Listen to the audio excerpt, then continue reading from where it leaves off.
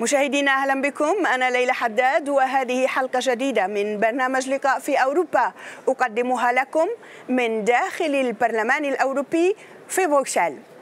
بدأ العد التنازلي لانطلاق الانتخابات البرلمانية الأوروبية المرتقب إجراؤها في شهر مايو 2019 بعد شهرين فقط من مغادرة بريطانيا للاتحاد الأوروبي.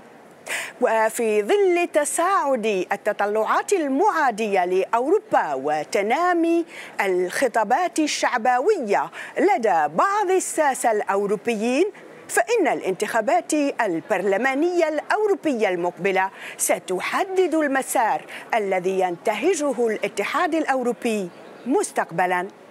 وبدأ الحديث عن العجز الديمقراطي داخل الاتحاد الأوروبي، حيث يرى خبراء أن مؤسسات الاتحاد الأوروبي وهي المفوضية والمجلس والبرلمان تفتقر إلى الشرعية الديمقراطية. ويشير المؤيدين أو المؤيدون لوجودية عجز ديمقراطي أن هناك غياباً للتوازن الديمقراطي بين مؤسسات الاتحاد، وأن عملية صنع القرار هي صلاحية مؤسسات دون أخرى، في حين يرى الاتجاه المقابل بأن معاهدات الاتحاد الأوروبي المتتالية وآخرها معاهدة لشبونة أتت بمزيد من الديمقراطية بتوسيع صلاحيات البرلمان الأوروبي من خلال الإجراء التشريعي المشترك إلى جانب المجلس الأوروبي. لتوضيح هذه المسألة أستضيف السيد يونس عمرجي، عضو البرلمان الأوروبي في مجموعة اليسار الأوروبي الموحد. السيد عمرجي، مرحبا بك وشكرا لوجودك معنا. انتقاد متزايد حول العجز الديمقراطي بالاتحاد الأوروبي، فهل تعتقد أن ذلك الانتقاد يستند إلى الواقع؟ جزئيا نعم، فبالنسبة للدول الأوروبية والمؤسسات الأوروبية هناك موضوعان: العجز الديمقراطي في الدول الأعضاء وتراجع دولة القانون، لكن هناك أيضا عجز ديمقراطي في سير العمل بالمؤسسات الأوروبية وكذلك في البرلمان الأوروبي. نعم، فالنقد له أساس. هناك اليوم لحظة خطيرة إلى حد كبير تمر بها أوروبا والعالم بأسره، حيث تتراجع دولة القانون ويزداد فيها الكره للأجانب والقوميات، وهنا بالتأكيد ما يدعو للانشغال والقلق الكبير، وكذلك وأنا آمل في ذلك ما يدعو للتعبئة. يقول البعض أنه لا يمكن استخدام نفس المعايير للحكم على شرعية الاتحاد الأوروبي والحكم عن شرعية الدول الأعضاء. ما رأيك؟ نعم بالتأكيد، وداخل المؤسسات إنهما موضوعان يحيلاننا إلى نفس الإشكالية، حيث إن المؤسسات الأوروبية والاتحاد الأوروبي نفسه يعانيان من عجز ديمقراطي كامل.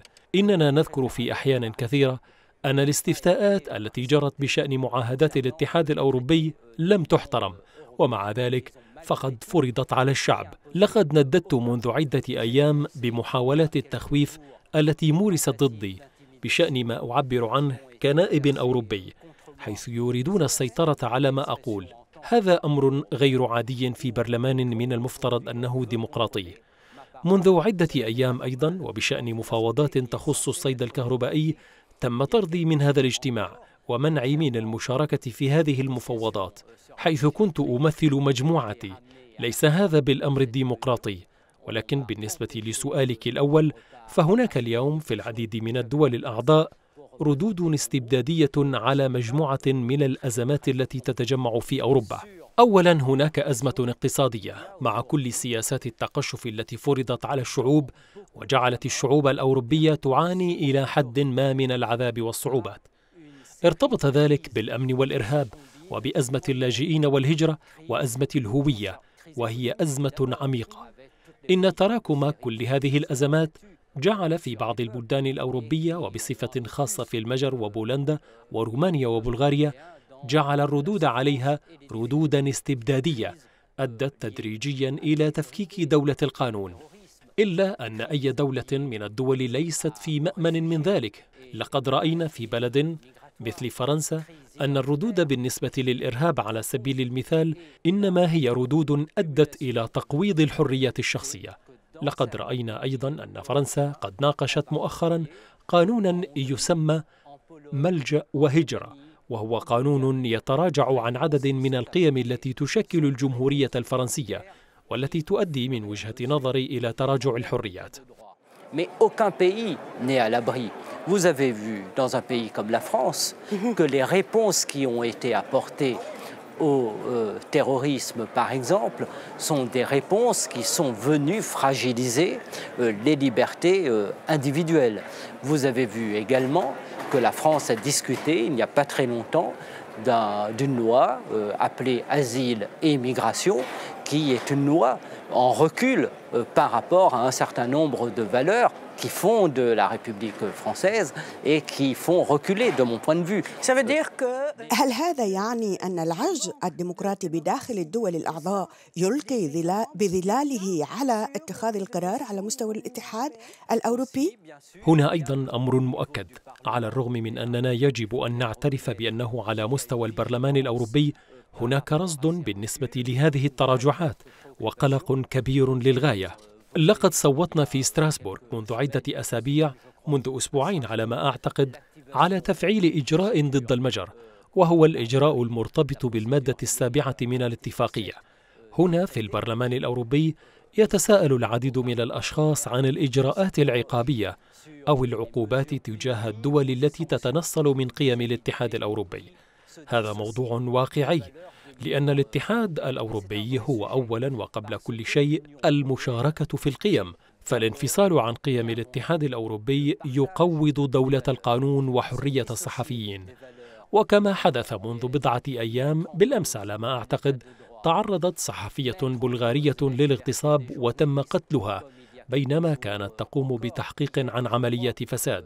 فهذه الحادثة تدعو لرد فعل، لأننا لا يمكن أن نظل دون رد فعل، وإلا إذا تركنا جانبا أي طموح للاتحاد الأوروبي والدول الأوروبية فإن أولى المعارك التي يجب أن نخوضها والتي نقوم بها هي الحفاظ على دولة القانون. أما المعركة من أجل الحريات فهي معركة صعبة، لكنها معركة يجب القيام بها ضد تفشي الكره للأجانب والعنصرية في أنحاء الاتحاد الأوروبي اليوم. La bataille pour les libertés, la bataille, une bataille qui est dure, mais une bataille qui doit être menée contre la montée des xénophobies et des racismes dans toute l'Union européenne aujourd'hui. لنقل كلمة عن البرلمان الأوروبي. الكل يعلم أنه منذ معاهدة لشبونة أصبح لهذه المؤسسة سلطة أكبر في اتخاذ القرار، فهل تعتقد أن هذا مطبق على أرض الواقع أم أن المجلس الأوروبي هو الذي يتمتع دائما بهذه السلطة وأن البرلمان الأوروبي يظل دوره استشاريا ليس إلا؟ بالتأكيد، والإجابة على ذلك يتضمنها سؤالك. ففي واقع الأمر فإن المجلس الأوروبي هو الذي يحدد الأجندة السياسية للاتحاد الأوروبي، فالمفوضية الأوروبية هي التي في النهاية تحاول فرض رؤاها على المؤسسات الديمقراطية في الوقت الذي تعاني فيه من عجز ديمقراطي. بعد ذلك فنحن نعلم أن هذه المشكلة برمتها والمتعلقة بانزلاق سلطة البرلمان الأوروبي، أي سلطة ممثلي الشعوب التي نقوم بها، هذا الانزلاق نحو اللوبيات المتواطئة مع المفوضية الأوروبية تجعل مجموعات من الخبراء تقوم اليوم باتخاذ القرار بدلا من النواب الأوروبيين. هذا الأمر غير مقبول على الإطلاق ويؤدي إلى استفزاز المواطنين الأوروبيين. هذا التواطؤ مع اللوبيات هو مشكلة حقيقية. السيد عمر جي، كيف تفسر حقيقة أن البرلمان الأوروبي هو المؤسسة الوحيدة التي يتم انتخابها بالاقتراع العام المباشر في حين أنه في نفس الوقت المؤسسة الأقل سلطة؟ لأنهم يخشون الشعب وما تعبر عنه أصوات الشعوب. لذلك فحين قررت القلة الاستحواذ على السلطة لخلافة الاتحاد الأوروبي كان كل شيء سيتم من أجل إسكات سلطة الشعب. هذا هو رهان الانتخابات الأوروبية المقبلة. لهذا نقول إنه من الضروري أن يكون داخل البرلمان الأوروبي نواب أوروبيون يقومون أولاً بدق ناقوس الخطر. هذا ما أحاول أن أفعله بكل تواضع، أن يدقوا ناقوس الخطر أمام كل هذه الفضائح، ثم أن يكون هناك نواب أوروبيون ينوبون عن الشعوب، لا يخضعون لشيء. حسناً، نحن نقول في فرنسا إننا غير خاضعين لأي شيء. نحن بالتأكيد غير خاضعين أمام هذه المحاولة للاستيلاء على السلطة من جانب مؤسسات أخرى. في اعتقادي إن الخوف من الشعب والتمثيل الشعبي هو ما جعل البرلمان الأوروبي يظل يقوم بهذا الدور، الذي يعد في واقع الأمر دورا ثانويا إلى حد كبير، على الرغم من السلطات التي دعمتها اتفاقية لشبونة، لأنهم عملوا ما بدا لهم لتخفيف وطأة السلطات المدعمة والمسجلة في الاتفاقيات، وذلك بواسطة ذرائع وحجج قانونية تمكنوا من إيجادها من أجل إضعاف سلطة البرلمانيين. Depuis le traité de Lisbonne, parce qu'ils ont tout fait pour atténuer les pouvoirs renforcés qui sont inscrits dans les traités par une série de subterfuges et d'arguties juridiques qu'ils ont pu trouver pour affaiblir le pouvoir des parlementaires. كيف تفسر التراجع في مشاركة المواطنين الأوروبيين بالانتخابات البرلمانية الأوروبية؟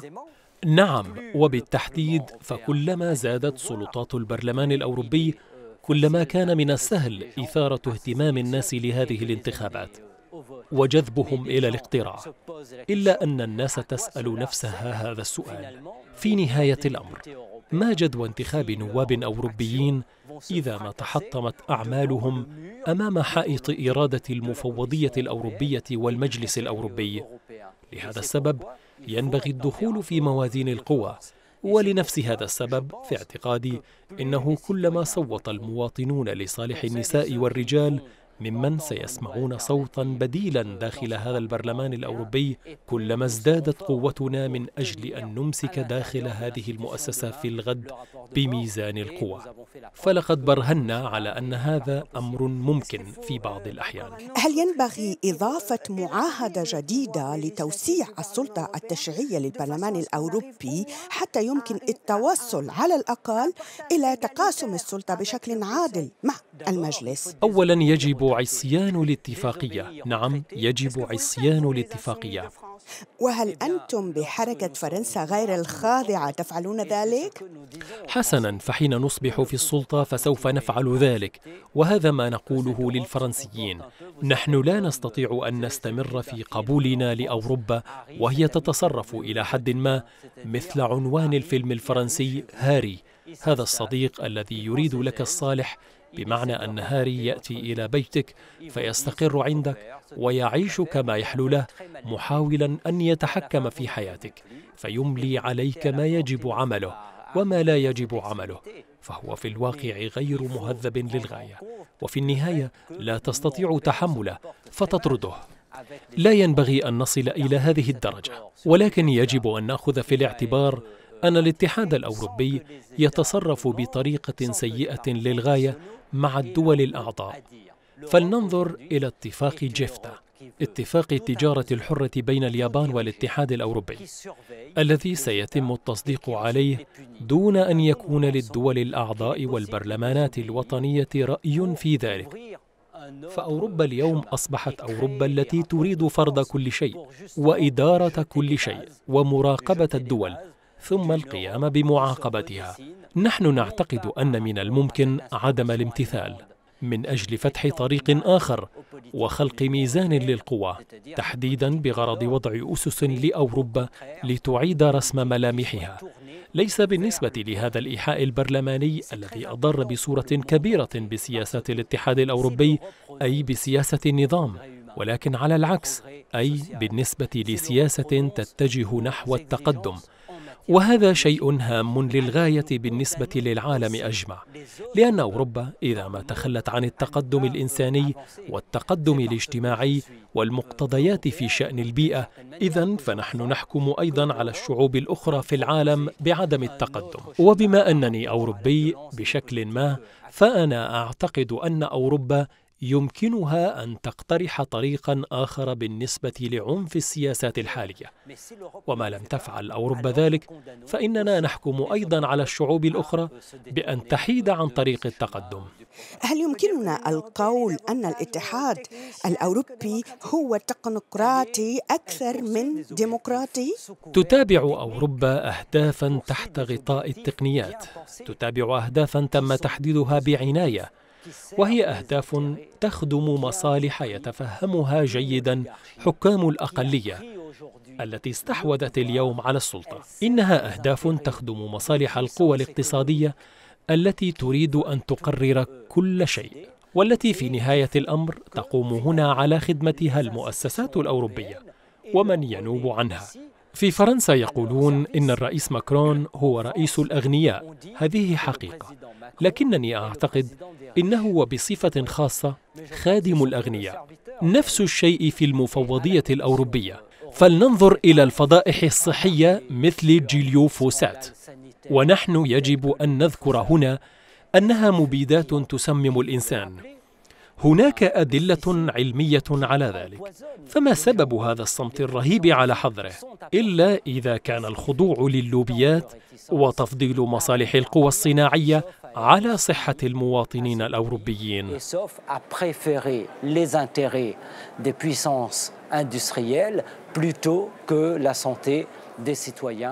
هل يمكن القول أن المفوضية الأوروبية تكبتها لوبيات قوية؟ وماذا عن وضع اللوبيات هنا في البرلمان الأوروبي؟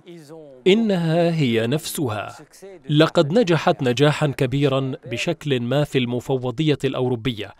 بالنسبة للأشخاص الذين يعرفون بروكسل، فالمفوضية الأوروبية مقرها لو بارلمان، وفي ميدان لو بارلمان هناك العديد من المباني. لو بارلمان للتوضيح لمشاهدينا هو اسم مقر المفوضية الأوروبية. إنه المقر الرئيسي ومن حوله مباني، وكل هذه المباني تشغلها اللوبيات، فهي موجودة بشكل كبير ولديها إمكانيات في غاية الأهمية. هناك أحيانا تفاوت في أنشطتها والإمكانيات التي تستخدمها، وتلك الخاصة بالنواب الأوروبيين، لكننا رغم كل هذا نتوصل إلى منعهم من القيام بهذا الدور الضار هنا في هذا البرلمان الأوروبي. على أي حال، ففيما يخصنا فإنهم لا يأتون أبدا لمقابلتنا. ماذا تساوي اليوم كلمة النائب الأوروبي؟ هي كلمة يستمع إليها، وبالتالي فهي ذات قيمة في المناقشات العامة. هناك ما يجري داخل البرلمان وما يجري خارجه، فالمعارك التي كسبناها داخل البرلمان كنا قد كسبناها أولا خارجه، فيجب استخدام هذه المقدرة على التعبير، وهي مسؤولية أن يستمع إلينا من أجل جذب أكبر عدد ممكن من الناس، من أجل أن نحاول مواجهة كل هذه القوى المتكتلة والتي نحاربها.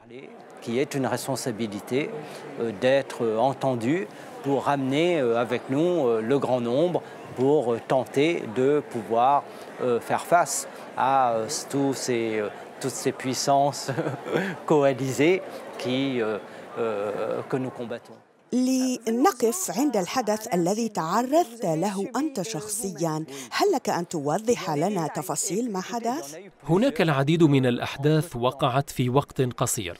أولاً هناك الحادثة الغريبة التي طلبت مني فيها رئيسة المتحدثين باسم رئيس البرلمان الأوروبي سحب تغريدة لي على تويتر بينما يتمتع البرلمان بالحرية المطلقة في التعبير. لقد كتبت تغريدة عن تدخلي في المفوضية بشأن جيفتا، وهو الاتفاق التجاري بين الاتحاد الأوروبي واليابان. لقد قلت ما أعتقده، فالإجراء كان منافيا للديمقراطية، بما أن الرئيس يونكر ذهب ليوقع على اتفاق مبدئي في اليابان دون أن يكون للبرلمان كلمة يقولها، دون أن نعلم ما تم التوقيع عليه. بالتالي فأنا أعتبر أن هذا الإجراء غير ديمقراطي. أن أقول ذلك هذا حقي، وما هو غير مقبول هو أن تقوم موظفة بالضغط على مساعدي وعلى شخصي لتطلب مني أولا سحب التغريدة، ومن جهة أخرى لتقول لي إنني لم أفهم شيئا وتريد أن تلقنني درسا. وفي النهاية إلى أين نحن ذاهبون؟ إنه لأمر جلل أن يكاد الناس يعتقدون أن هذه القصة حقيقية، لذلك نددت بذلك. ربما تلقت تعليمات، ولكن على أي مستوى؟ أملي أن يكون هناك تحقيق يسمح لنا بأن نتحقق من ذلك. فما يجب أن نعرفه هو أن اليوم داخل البرلمان الأوروبي هناك وحدة قام بإنشائها مكتب البرلمان الأوروبي ليقوم كما يقال بمطاردة الأخبار الكاذبة. هذه الوحدة ترمي بثقلها على الصحفيين، فتأتي على الدوام لتقول للصحفيين: أنتم لم تفهموا شيئا، لا يجب تفسير الأمور بهذه الطريقة. بالفعل، فحين يفكر أحد الصحفيين بشكل مختلف عن المؤسسة يعطي له الدرس. ولكن اليوم تريد هذه الوحدة أن ترمي بثقلها على النواب الأوروبيين. فماذا يعني ذلك؟ هل هذا يعني أن علينا جميعا أن تكون لدينا نفس الأفكار؟ أن يكون هناك نوع من الشرطة لوضع فكرة وحيدة؟ أن لا يحق لنا أن نكون في المعارضة هنا في البرلمان الأوروبي؟ إنها مسألة خطيرة للغاية، لذلك تقدمت علنيا باستجواب لرئيس البرلمان الأوروبي، وما زلت أنتظر رده حتى يومنا هذا. وقد تبين لي أنه بصدد إجراء تحقيق حتى يعطي الرد الصحيح بقدر الإمكان. قرأت في صحيفة فرنسية أنك قلت البرلماني الأوروبي يفتقر لحرية التعبير، فهل قلت ذلك لأنك تعرضت شخصيا لضغوط؟ لأنه في اعتقادي حالات كهذه لا تحدث كل يوم، وأن المتحدثة باسم البرلمان الأوروبي لا تحث البرلمانيين كل يوم بالانضباط إنجاز التعبير. نعم، لكنها ليست بمسألة شخصية. فأنا اليوم أعتبر أن هذه المسألة تخص جميع النواب الأوروبيين، لأنني إذا ما طأطأت رأسي وقبلت بذلك فهذا يعني أنهم مستقبلا سيعاودون الكرة وسيذهبون لممارسة الضغوط على المساعدين، وهم أنفسهم سوف يدخلون إمكانية تقديم العظة لنا بالتزام الصمت كي لا نعبر عن أفكارنا. بالتالي فهي مسألة تكشف من وجهة نظري عن مناخ عام مهيمن حاليا في أوروبا، وكذلك في المؤسسات الأوروبية، حيث لا يسمح إلا نادرا بفكرة مخالفة للأغلبية. حسنا، اعذرونا، فنحن موجودون هنا، لقد تم انتخابنا من جانب الشعب، وسوف نستمر في قول ما يجب أن يقال. لقد تدخلت منذ بضعة أيام في مناقشة عن اليمن. حسنا، فهل تعرفين أن هناك في أغلب الأحيان مناقشات صالونات في هذا البرلمان الأوروبي؟ وفي اعتقادي لقد تدخلت منذ بضعة أيام في مناقشة عن اليمن. حسنا، فهل تعرفين أن هناك في أغلب الأحيان صالونات مناقشات في هذا البرلمان الأوروبي؟ وفي اعتقادي إنه في لحظة ما يجب أن نقول الأشياء بمسمياتها، ولقد قلت ما قلته، لأن هذا من حقي. إن النظام السعودي هو نظام سيء السمعة، ولكنني قلت أيضا إن العار يقع على الولايات المتحدة وعلى المملكة المتحدة وعلى إسبانيا وعلى فرنسا، وهي الدول التي تبيع السلاح لهذا النظام المخزي الذي يقتل الأطفال في اليمن ويجعل هذا البلد يغوص اليوم في أخطر كارثة إنسانية. وأنا هنا أنحي جانبا فضائح الفساد وبيع السلاح التي يتم الكشف عنها في أوروبا، ومع ذلك يجب إدانة هذه الأمور. يجب أن نقول ذلك، ولا يهمني من قريب أو من بعيد أن أتعرض في المستقبل لأي عقوبات. أمامنا 8 أشهر للانتخابات البرلمانية الأوروبية المقبلة، أي شهرين بعد خروج بريطانيا من الاتحاد الأوروبي، وسيصبح نحو 73 مقعدا شاغرا، ولا أعرف كيف ستتم العملية الحسابية. لكن سأنهي اللقاء بسؤال وردني من نائب تونسي وسأقرأه حرفيا.